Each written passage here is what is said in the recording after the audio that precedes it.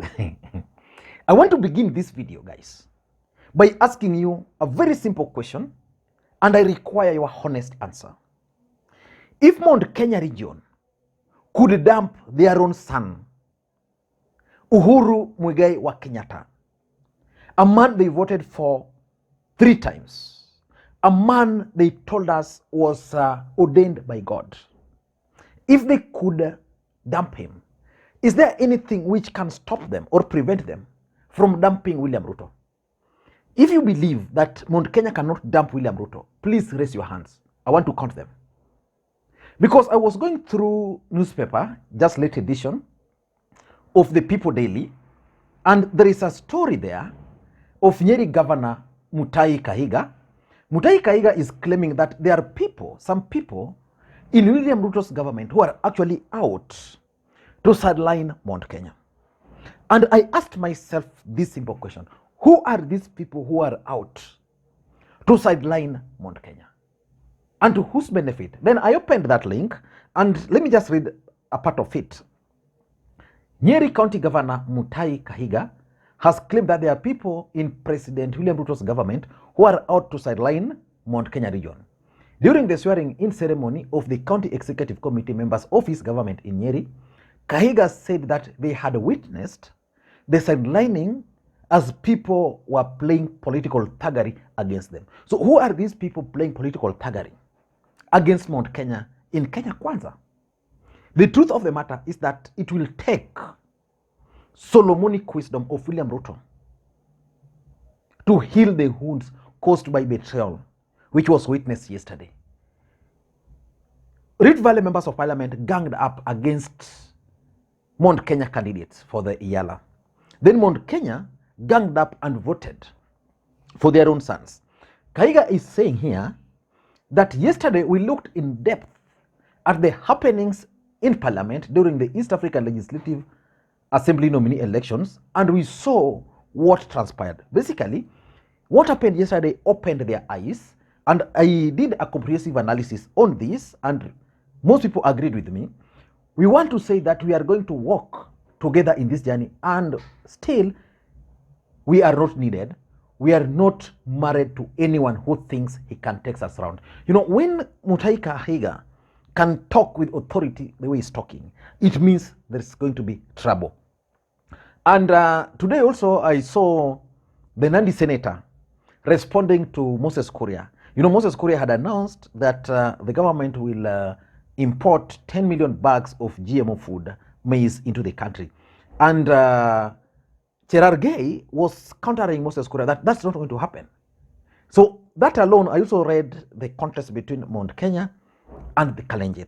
Mount Kenya feels that they delivered the presidency to William Ruto, and they feel entitled. Rift Valley also believes that William Ruto is their son, and therefore nothing can actually stop them. But all these issues, in my view, are going to backfire badly if William Ruto is not careful. Now, let me explain to you how it's going to happen. Before we do that, in case you're watching this channel for the first time, please take a second or two, click the subscribe button so that next time we produce a video like this, YouTube will automatically notify you. And to the subscribers, I want to continue thanking you guys for your continued support. Now, let me just continue with this article. Kahiga is saying, we agreed that we will walk together in this journey, but some people are trying to play dirty games. The marriage is still fresh, and if we are not needed, we can walk out. So basically it means the mountain is ready to walk out. So the implication of all these things and yesterday's betrayal is going to achieve the following. Number one, there's going to be more voices talking against the ills of facing this government. Previously, Mount Kenya could not speak because speaking would mean they were going to be laughed at by those who told them to support President Uhuru Kenyatta. Now people like Kahiga is talking, others are going to talk, more voices are going to talk. As a matter of fact, the topic in Mount Kenya today is about that particular betrayal. I know they'll exclude William Ruto from it, but they're going to focus on Mount Kenya members of parliament. On Rift Valley members of parliament. So more voices will be talking. And as more voices will be speaking and talking about the betrayal, I think William Ruto will need to figure out how he's going to deal with it. Number two, what happened yesterday simply means that Mount Kenya will now have an opportunity to rally around Rigathi Gachagua, because Rigathi Gachagua was behind that particular story. And today, Rigathi Gachagua actually was with, he attended some function, and I listened very closely to what he was trying to say.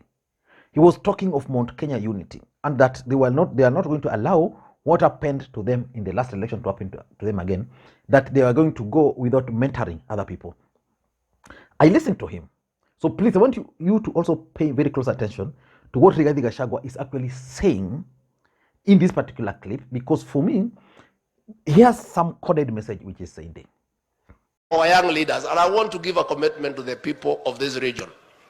The people of this region, we are mentoring our young leaders, and we are preparing them for leadership and for great things ahead, because this is our resource, is our future, and we have a responsibility to prepare them so that never again as a community tutapatikana tumekaa bila mpango. So tutapanga hata huyu Sabina Chege mudi ya Jubilee tutaweka fertilizer kuja sawa sawa. Si mnajua huyu Sabina Chege wakuja nyumbani ama wakaa nje? Wakuja nyumbani. Hata kanini tumemleta jana, tunaweka kidogo kidogo, walikuwa wamepotea, tutajaribu kurudisha, kuwapanga panga mpaka waingie laini. Mngetaka tuwapange ama tuachane nao wazame? Hiyo ndio mnasema? We'll mentor, and we want to bring this mountain together. We want to bring our leaders together as a region. The politics is over. The elections are over. Now it is a time to work and mentor our leaders, irrespective of where they voted. That was democracy. Na hatutaki kufuata hiyo maneno ambayo ilipita. So moderator, thank you very much. Kwa hiyo maneno mingi sana, mwadhani amura adhime. Number three, we are going to start witnessing more internal fighting within Kenya Kwanza, pitting various parties. You remember, Kenya Kwanza had UDA as a main political party, then other parties joined. Ford Kenya joined, ANC party joined, PA joined. Yesterday, on Wednesday, sorry, not yesterday, on Wednesday, at State House, the other parties ganged up against Mount Kenya. So we'll start seeing Mount Kenya actually ganging up, for example, against Musalia Mudavadi, because they believe that Ruto and his team are comfortable, because they believe Musalia Mudavadi can easily become his running mate. They are going to start targeting someone like Amason Kingi in the coast region, because they now believe that Kingi was used to rally the coastal votes. The other thing we are going to witness is that William Ruto is likely to start losing grip of the mountain. William Ruto had the grip of the mountain fully under him. If he's not going to handle this situation well, then I can assure you the region will start drifting from him to Rigathi Gachagua. Like Rigathi Gachagua is likely to stamp his authority. So he's going to lose a bit of grip to Rigathi Gachagua, so that Rigathi Gachagua will now be seen as the protector of the mountain. And lastly, there's going to be suspicion, something which was never witnessed during the election in Kenya Kwanza. There's going to be suspicion, so that when William Ruto will be making certain moves, they will be misinterpreted to mean something else. For example, William Ruto can decide to appoint someone from Western just for the good of the country, but the mountain will view it as being sidelined. And that's where I'm looking at the latest appointment which William Ruto made. William Ruto made changes. He removed Mudhaura as the chair of KRA board and appointed another Kikuyu. So I think he was trying to do that to appease the mountain, because the guy who he has appointed was actually the chair of elections board of UDA. So let us wait and see how all these things are going to unfold. Thank you guys, and may you have a good day. Bye-bye.